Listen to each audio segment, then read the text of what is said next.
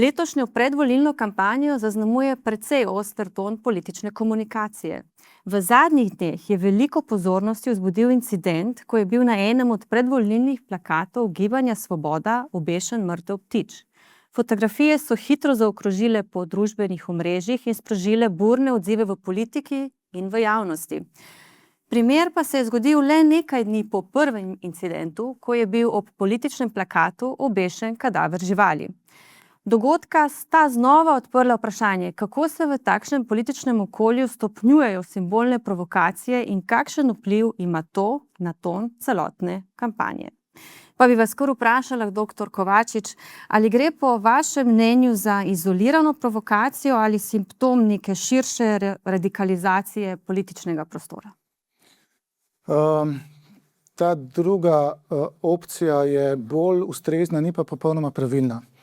Torej, gre seveda za individualna dejanja storjena iz očitnega sovraštva, ki pa niso zrasla na zelniku nekih individualnih patologij, ampak so rezultat tega, da del političnega prostora, del političnega establishmenta sistematično gradi svojo kampanjo in mobilizacijo svoje baze na metodi ščuvanja.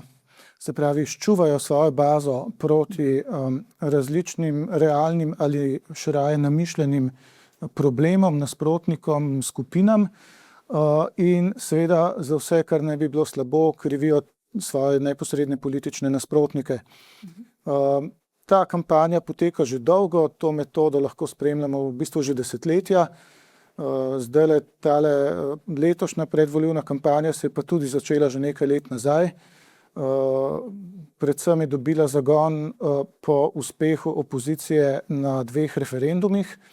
Prvi od teh referendumov je bil izrazito ščuvaški proti neki družbeni skupini, ki sicer obsega par 10 ljudi, ampak za ščuvanje tistih, ki se težko prebijajo z meseca v mesec, je bilo to očitno kar priročna tarča. In pa na drugi strani sestavni del te kampanje, ki poteka tudi že vsaj eno leto, so pa protivladni jumbo plakati po celi državi, ki jih financira eden od najbogatejših ljudi, ki je obogatel s tem, da je pač razvil uspešno start-up podjetje, ga prodal za več 100-milijonski znesek nekemu tujemu kupcu in zdaj zapravlja svoje milijone za to, da širi svoje politična prepričanja, ki so precej skrajna, pri tem je pa ta gospod tudi precej vulgaren. In to se pozna tudi na teh plakatih. Tako da, če ljudi sistematično ščuvaš dlje časa, potem bo tu pa tam komu počel film in bo posegel tudi po nasilju. In nisem prepričan, da bosta te 2 živalski trupli pravzaprav edina taka stvar. Opozoril bi še na to, da je v preteklih mesecih bilo napadenih več spomenikov, povezanih s socializmom, z narodno-osvobodilnim bojem in tako naprej. In tam so očitno bili na delu desni storilci. Imeli smo tudi risanje kljukastih križev, kjer je tudi bil samorazkrit desni storilec. Tako da desni del političnega prostora oziroma, bom rekel, skrajno desni del političnega telesa je radikaliziran. In odgovornost za to seveda nosijo pač organizatorji volilne kampanje skrajne desnice.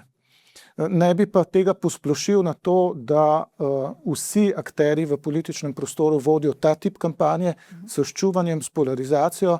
Mislim, da se dogaja ravno nasprotno in tu prihaja do zelo zanimivega trka 2 različnih svetov in ta trk bo po moji oceni tudi na koncu odločil volitve. Dr. Uhan, kampanja se očitno premika od programskih vprašanj k simbolnim in čustvenim sporočilom. Zakaj politične kampanje v Sloveniji tudi nekako vse pogosteje temeljijo na konfliktih in ne na sami vsebini, ki bi dejansko morala biti glavna? Vprašati se moramo, pravzaprav, če je to novost. Mislim, da ni. Imamo torej novo tehnologijo in nove akterje. Jaz bi se za hipec vrnil na izhodišče, na prvo vprašanje in bi pri tem opozoril na neko licemernost, na neko sprenevedanje. Pri teh 2 truplih ste lahko zasledili, da so pravzaprav vse stranke na deklarativni ravni obsodile to dejanje s figo v žepu, pa vendarle potem na socialnih omrežjih pravzaprav poganjale to sovraštvo, tako kot na način, kot je kolega že prej opisal. Se pravi, imamo neko vzporedno kampanjo, ki poteka ali pa s pomočjo tradicionalnih medijev, ki se dotika dela volivcev, ki se nemara, tudi če prihaja z nasprotnega političnega pola, ne bi strinjala s takšnim diskurzom. Potem pa imamo dobro premišljeno kampanjo, ki poteka na socialnih omrežjih. Znanje za to je uvoženo, ni treba biti Einstein, da ugotoviš, odkot to prihaja. In tam pa se uveljavlja ta prostaški politični diskurz, ki vse bolj vdira pravzaprav tudi v te tradicionalne medije, ker se to prepozna kot del neke avtentičnosti, ne. Se pravi, mi smo pravzaprav takšni, kot ste vi, ki imate pravico na jasen, enoznačen način izraziti svoje strinjanje s to strašno vlado, ki jo imamo. Se pravi, gre za neko legitimacijo tega. To, da se prostor radikalizira, je popolnoma evidentno. Zgledi za to so doma tudi v tujini, ni pa to nekaj novega, ne? Samo neka nova oblika, s pomočjo tehnologije se to pravzaprav na ta način zdaj lažje izvaja, ne? Kar pa se tiče programov, forme, ne, in sporočil, je pa seveda značilnost kampanje nekako v Sloveniji, da kampanja utrjuje bolj kot odkriva ali pa rešuje neke klišeje, ki so se skozi 4 leta od vzpostavitve te vlade pa sedaj do rednih volitev pojavljali vse skozi v medijih, tako v tradicionalnih kot tudi na socialnih omrežjih, v ozadju katerih pa so, in to moramo ugotoviti, nekatere interesne skupine in lobiji, ki ustvarjajo neko vzdušje permanentne krize. Jaz bi tu opozoril na same začetke vzpostavitve te vlade, ko se je zgodilo nekaj, kar je bilo na robu, bi rekel, skeča, anekdota, ne, zdravniška stavka. Ne želim podcenjevati vsebine in tematike in tudi legitimnih vprašanj, ki jih z vso pravico lahko zagotavlja neka interesna skupina zdravnikov, tudi lobistov, ampak skoraj, da smo lahko napovedali, da se bo to zgodilo, in potem se je zgodilo in zgodil se je tudi precej nekonvencionalen odgovor te vlade na zdravniško stavko. Skratka, ni se zgodil takojšen umik, popuščanje zahtevam in potem dopuščanje uveljavljanja, asimetrično uveljavljanje zahtev ene interesne skupine, ampak se je pač vlada odločila, tako je tudi napovedala v predvolilni koaliciji, da bo reševala ta problem, da se ne bo umikala in da to verjetno pomeni tudi konflikt z najmočnejšo stanovsko sindikalno organizacijo po vplivu.